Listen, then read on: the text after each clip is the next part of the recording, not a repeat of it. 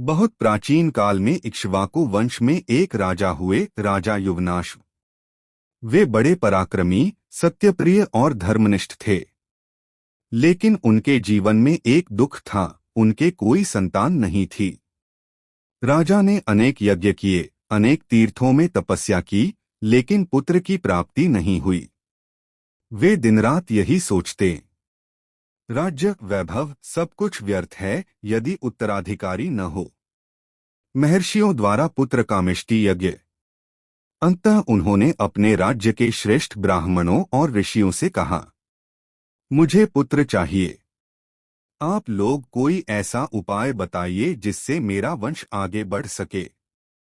तब मुनियों ने निर्णय लिया कि पुत्र कामेष्टि यज्ञ किया जाए, जैसा कभी राजा दशरथ ने भी किया था। ऋषियों ने मंत्रों से यज्ञ प्रारंभ किया। महीनों तक वह यज्ञ चलता रहा। अंत में यज्ञ की पूर्णाहुति के समय एक देवकन्या प्रकट हुई, जिसने एक पवित्र कलश लाकर दिया। वह बोली, इस कलश में वह दिव्य यज्ञ जल है जो रानी को पीने से पुत्र प्राप्त होगा। युग का अद्भुत संयोग। अब जो कुछ हुआ वो अद्भुत था।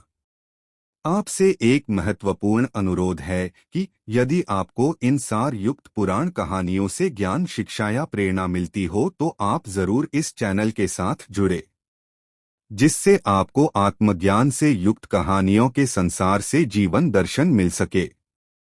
धन्यवाद। अब सुनिए वो यज्ञ का अद्भुत कलश के अभिमंत्रित जल का क्या हुआ। यज्ञ का वह कलश राजमहल में रखा गया। रात के समय राजा युवनाश्व को बहुत प्यास लगी। वे अर्धनिद्रा में उठे और बिना जाने उसी कलश का जल पी गए, वह जल जो रानी के लिए रखा गया था। जब ऋषियों को यह बात पता चली तो सब चिंतित हुए। अरे, यह जल तो पुत्र उत्पत्ति हेतु था। अब राजा ने ही इसे पी लिया, यह कैसे संभव होगा। मुनियों ने ध्यान लगाया और कहा, हे राजन, घबराइए नहीं।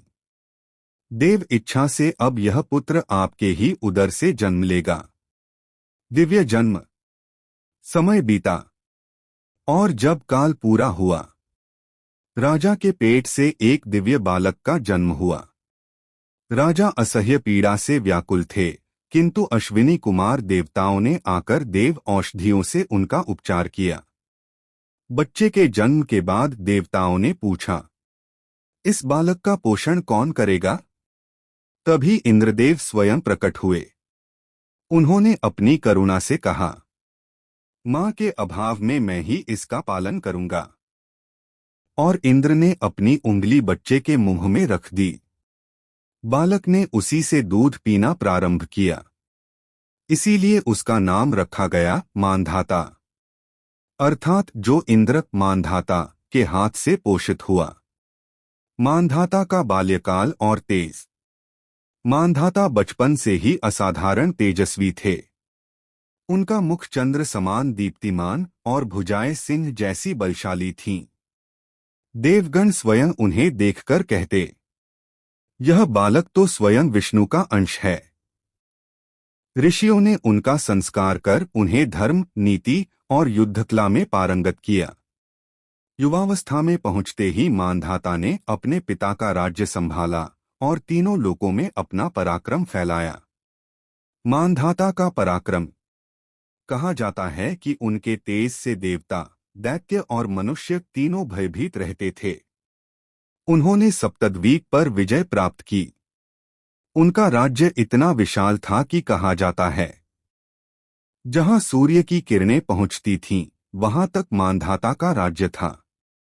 उन्होंने कभी अपने राज्य में अधर्म को प्रवेश नहीं करने दिया। उनकी सभा में न्याय होता था और लोग उन्हें धरती पर विष्णु का रूप मानते थे। अध्यात्म और धर्मनिष्ठता। राजा मानधाता केवल वीर ही नहीं बल्कि धर्मपरायण भी थे। वे नित्य ब्रह्मज्ञानियों की सेवा करते, यज्ञ करते और जनता का कल्याण ही अपना धर्म मानते।